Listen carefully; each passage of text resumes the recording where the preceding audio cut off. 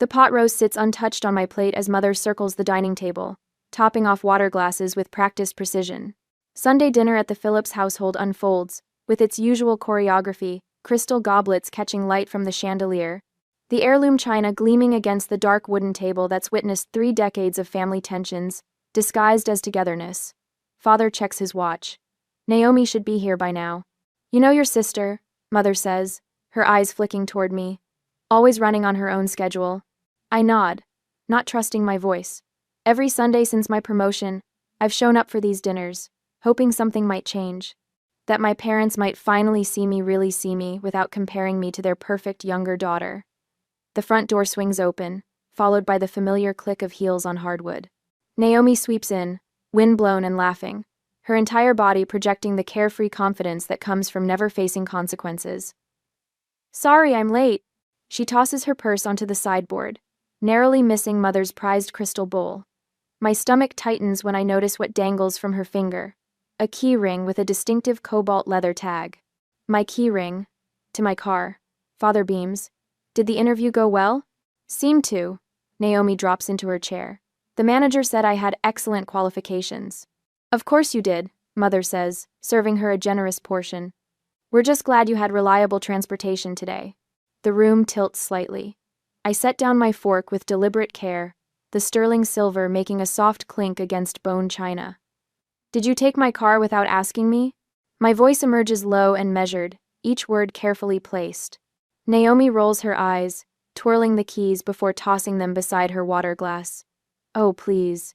It's just sitting in your garage most days anyway. That's not an answer. Father's face hardens. Family helps family, Addison. Naomi needed to make a good impression today. My mind flashes to this morning reaching for my spare keys on the hook by the door, finding the peg empty. I'd assumed I'd misplaced them, never imagining someone would simply take them. You could have asked, I say. Mother's smile tightens. Honestly, darling, it's not as if you were using it.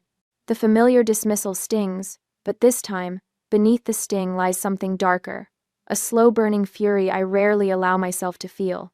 3 months ago, I stood in a boardroom wearing my best charcoal suit, presenting the culmination of 18 months of work. 8 men in similar suits stared back, skepticism gradually giving way to grudging respect as I walked them through the proposal. When the final signature hit the contract $3.5 million, I knew exactly what I would do with my commission. The dealership had called it midnight blue, though under certain light it seemed almost black. Leather seats that smelled like possibility. The salesman's surprise when I paid the down payment without hesitation, without a husband or father beside me to approve the purchase. First thing I've ever owned that wasn't used or discounted. I told Linda over celebratory drinks, showing her pictures of my new sedan. I earned every inch of it. Now Naomi studies her nails, oblivious to what she's taken. Not just a car, the physical proof that I've finally escaped the shadow of family expectations. I've been meaning to ask. Naomi says, cutting into her meat. Could I borrow it again next weekend? There's this networking event in Boulder and… No. The word emerges before I can soften it. Mother's fork pauses midway to her mouth. Addison, don't be selfish. There it is, the familiar pattern. Naomi takes. I sacrifice. My parents referee, always ruling in her favor. You have your own car, I say. That old thing? Come on, I'm trying to make connections here. Father sets down his napkin. Your sister is trying to get her career started. The least you could do is help. My career started with student loans and 2 jobs, without family connections or borrowed luxury. But saying so would only label me bitter, jealous of my sister's effortless charm. The story never changes, only the details. By the way, Naomi adds, spearing a carrot, some idiot in a parking lot scratched the passenger door. Nothing major. My phone buzzes in my pocket, then again, and again. I slip it out, breaking Mother's no phones at dinner rule, and feel my blood freeze. 6 notifications from colleagues. All variations of the same message. Beautiful car. When did your parents buy it? I open Instagram and there it is. Naomi posed beside my midnight blue sedan, manicured hand splayed across the hood, her smile wide and proud. The caption reads, Thanks Mom and Dad for the amazing gift. Blessed new car family support. 23 likes, 4 comments from mutual friends. Posted 2 hours ago. I set my phone on the table, screen up, so they can all see it. The room goes still. We need to talk about boundaries, I say, my voice steady despite the rage building behind my ribs. The time for sacrifice has ended. Father waves his hand dismissively at my phone screen. It's just a social media post, Addison. Don't be so sensitive. She just wants to feel successful like her big sister. Mother chimes in, dabbing her napkin at the corner of her mouth. Is that so terrible? I look at Naomi, waiting. Her shoulders rise and fall in a practiced shrug. I'll delete it if it's that big a deal, she says, not meeting my eyes. But everyone already saw it, so what's the point? The casualness in her voice makes my skin burn.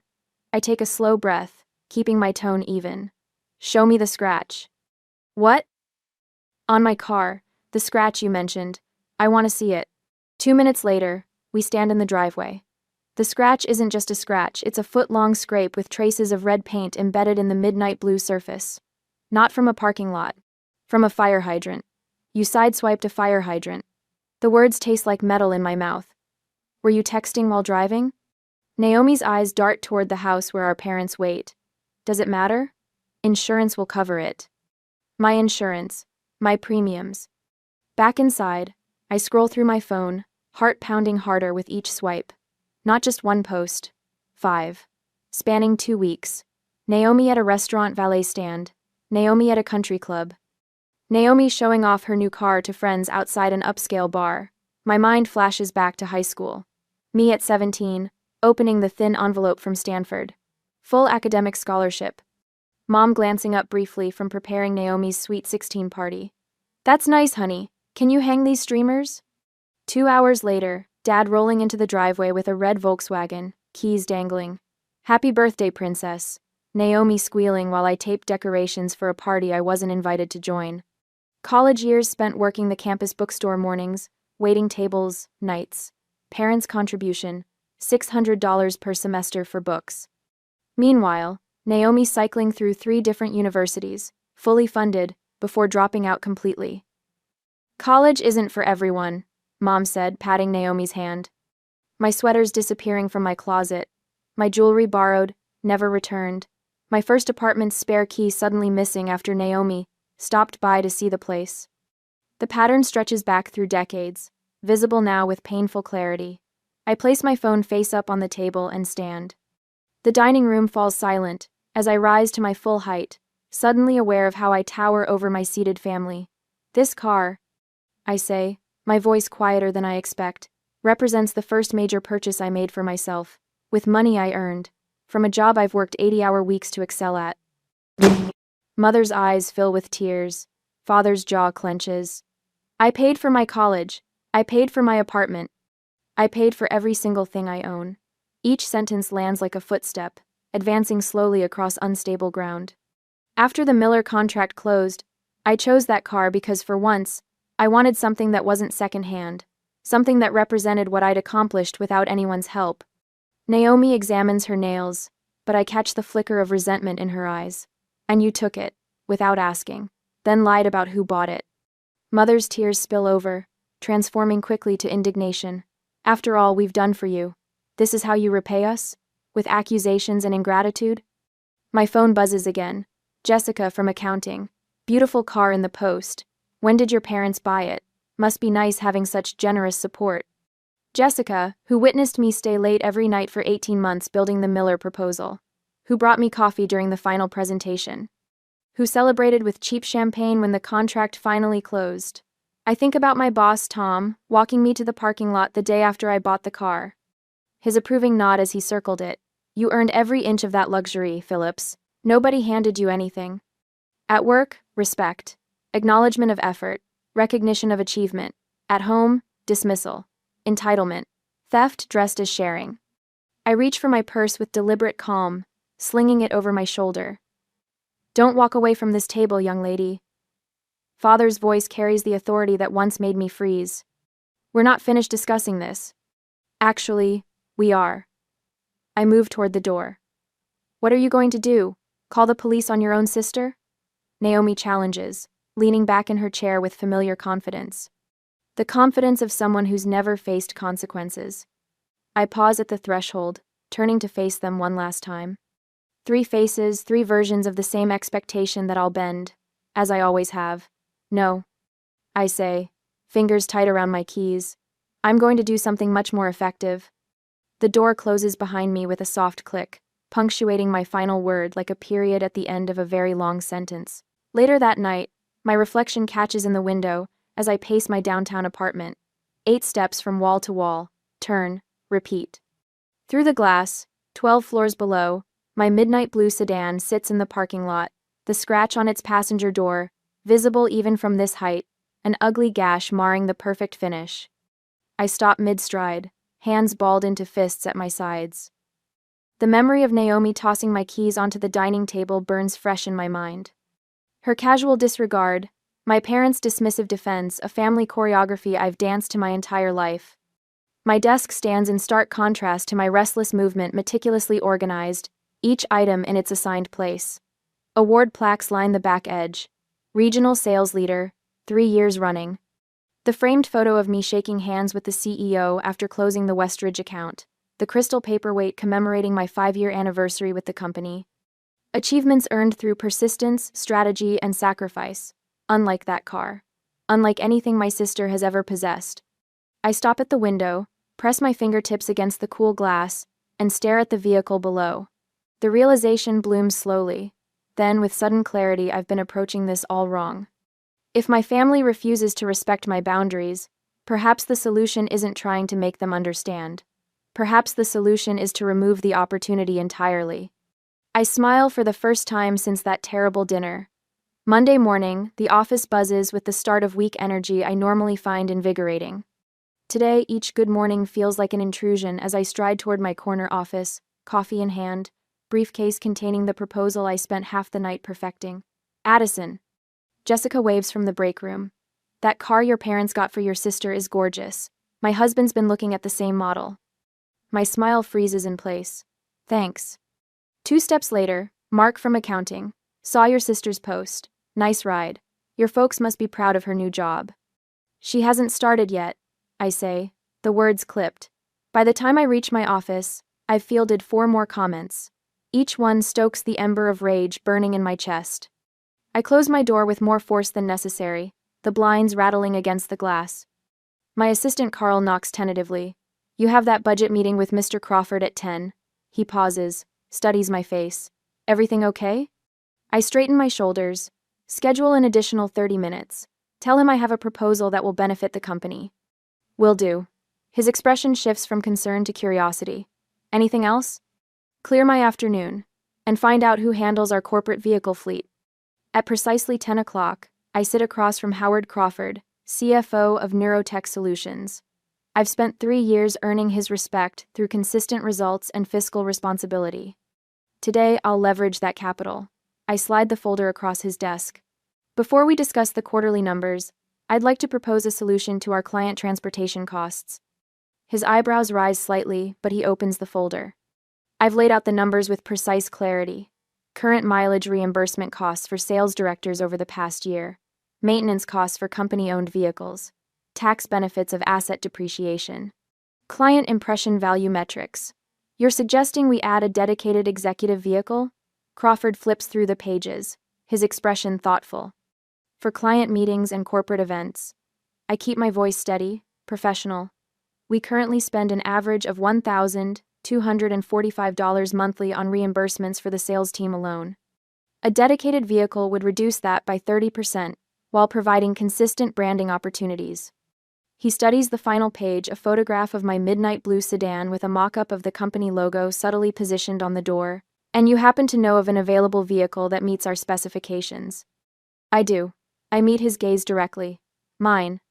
Crawford leans back, a smile tugging at his mouth. I wondered when you'd make this kind of move, Phillips. Sir? You've always been strategic.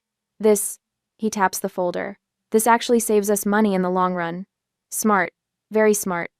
2 hours later, I walk out of the legal department, with the preliminary paperwork in hand. My car will become company property by week's end. A fair price, full tax advantages, and most importantly, complete removal from my family's reach. Looks like everything went well, says David Chen, my direct supervisor, catching me in the hallway. Crawford's already approved the expenditure. It makes financial sense for the company. David nods. And gives you some distance from the family situation. My steps falter. You know about that? I saw the posts. His expression remains neutral. Not my business, but if this helps, you have my full support. By Wednesday, the company mechanic has removed the scratch from the passenger door, the expense absorbed as routine maintenance. Carl has rescheduled client meetings to accommodate the transition, and the legal department has drafted the final agreement. I stand in the underground parking garage beside Walter Jeffries, the company attorney, as he reviews the documents. Insurance transfers effective immediately. Walter checks items off his list. Corporate plates will arrive next week. The reserved parking space is already marked. Sure enough, a sign now reads, "Reserved for client relations," in the prime spot near the elevator. The midnight blue sedan sits beneath it, freshly washed and detailed, a small magnetic company logo now adorning both front doors. You're sure about this? Walter asks, handing me the final paper to sign. Once it's company property, you can't just take it back. I'm sure. The pen feels substantial in my hand as I sign my name with a decisive flourish. That evening, Linda arrives at my apartment, balancing a bottle of wine and takeout containers from our favorite Italian restaurant. To corporate assets, she says, raising her glass after I've explained everything. Most creative boundary setting I've ever witnessed. I clink my glass against hers. To problems solved. What will you tell them? She dishes pasta onto our plates, the rich aroma of garlic and basil filling my kitchen. I twirl spaghetti around my fork, considering the truth, that I no longer own the car. And when they realize what you've done, the anger that's fueled me for days settles into something cooler, more permanent. Then they'll learn what happens when they mistake my generosity for weakness. From my dining table, through the window, I can just make out the roof of the sedan in the building's lot below. No longer mine, yet more securely mine than ever before. Sometimes protection requires sacrifice, but for once, I'm not the only one paying the price. On Sunday that week, the late afternoon sun throws long shadows across the driveway as I pull into my parents' house in my old crossover SUV. The vehicle feels comfortably familiar after 2 weeks of not driving it, the worn leather seat molding to my body like an old friend. I pause before cutting the engine, savoring the anticipation of what's to come. When I push open the front door, 3 heads swivel in unison. Naomi stands in the entryway, her expression shifting from boredom to confusion. "Where's the blue car?" she asks, her voice pitched higher than normal. My parents exchange quick glances, the kind they've perfected over 30 years of marriage. Mother touches her pearl necklace, a nervous habit she's had since I was small. Father's jaw tightens almost imperceptibly. "I drove my old car today," I say, hanging my jacket in the closet. The aroma of pot roast fills the house, the same Sunday dinner menu we've had since I was a child. I take my usual seat at the table, a strange serenity washing over me. For the first time in years, I feel completely in control at this table. Mother serves dinner with mechanical precision, her smile tight around the edges. No one speaks until Father clears his throat. "We've been thinking about your situation, dear," Mother says, carefully arranging her napkin across her lap. Father sets down his fork, his voice dropping into what I've always called his corporate tone, the one he uses when he believes his word is final. "Naomi needs reliable transportation for her job search. The economy is brutal right now," Naomi adds, her voice softening. "Every impression counts." I take a bite of carrots, chewing slowly. They've rehearsed this. I recognize the familiar choreography, Mother opening with apparent concern, Father delivering the verdict, Naomi following with her practiced vulnerability. "We thought perhaps you could add Naomi to your insurance," Mother continues, "just for when the car is sitting there anyway. You work from home 3 days a week," Father reminds me. "It makes sense for the family." Naomi leans forward, eyes wide and earnest. "I'll be more careful this time, I swear. That scratch was totally not my fault." I continue eating quietly, surprising myself with my appetite. The roast is perfect tonight, tender and flavorful. Mother always did know how to cook a good meal. When the plates are cleared and dessert is served, apple pie with vanilla ice cream, they're still waiting for my answer. The silence stretches between us, punctuated only by the soft clink of spoons against plates. Father shifts in his chair. Mother refills water glasses that don't need refilling. Naomi's foot taps a nervous rhythm under the table. I take another bite of pie, letting the sweetness linger on my tongue. For the first time all evening, I smile genuinely. That won't be possible. Mother sets down the water pitcher. What do you mean? I dab my mouth with my napkin. I don't own that car anymore. The words fall into a moment of absolute silence. Mother's hand flies to her mouth. You sold your new car already? Another impulsive decision. Father's voice rises with an edge of triumph, as if my actions have just proven everything he's ever thought about me. I shake my head once, calmly. I transferred it to my company. It's a corporate asset now. The silence that follows feels thick enough to touch. You can't just do that. Naomi's voice cracks like a teenager's, her composure shattering. Father leans forward, his authority diminishing with each word. What exactly does that mean? Explain yourself. Mother's eyes fill with tears, a familiar tactic that once would have filled me with immediate guilt. We were only trying to help everyone in the family. I reach into my purse and withdraw a folder, placing it on the table between us. It means the car belongs to Philips Technology Solutions now. I use it exclusively for client meetings and business purposes. I open the folder, revealing the corporate paperwork with signatures and official seals. It's already done. Naomi snatches up the papers, scanning them with growing disbelief. This isn't fair. You did this on purpose. Yes, I admit, feeling strangely light. I did. Can they just take your car? Mother asks, looking between father and me. They didn't take it. I propose the arrangement. I gently retrieve the papers from Naomi's hands. The company pays for the insurance, maintenance, and even the repairs for that scratch. In return, I use it only for work purposes. Father's face reddens. You've always been difficult, but this is beyond. Beyond what? I ask softly. Beyond protecting something I worked hard for? Beyond ensuring it's respected? The silence that follows feels different from any we've shared before. For once, I'm not waiting for their approval or dreading their disappointment. I'm simply present, comfortable in the decision I've made. I close the folder with a soft finality that speaks louder than words. Father's face reddens like a summer sunset. The paperwork I've placed on the dining table might as well be written in ancient Sanskrit for all the comprehension flickering in his eyes. He opens his mouth, closes it, then tries again. You can't just. His voice trails off as reality settles in. This is absurd. Mother reaches across the table, her manicured fingers stopping just short of touching mine. Addison, after all the sacrifices we made for you, your father worked overtime for years to put you through college. I nearly laugh at the creative rewriting of history. $600 per semester. Mother, that's what you contributed. I have the bank statements. Well, we would have done more if we could, she insists, her voice taking on that wounded tone that once would have sent me scrambling to apologize. Naomi shoves her chair back with enough force to rattle the crystal. You've always been selfish, always keeping score, always holding on to things. Would you like me to keep score now? My voice remains steady, surprising even myself. The textbooks I bought you for 3 semesters before you dropped out of business school. The rent I covered when you were between opportunities last year.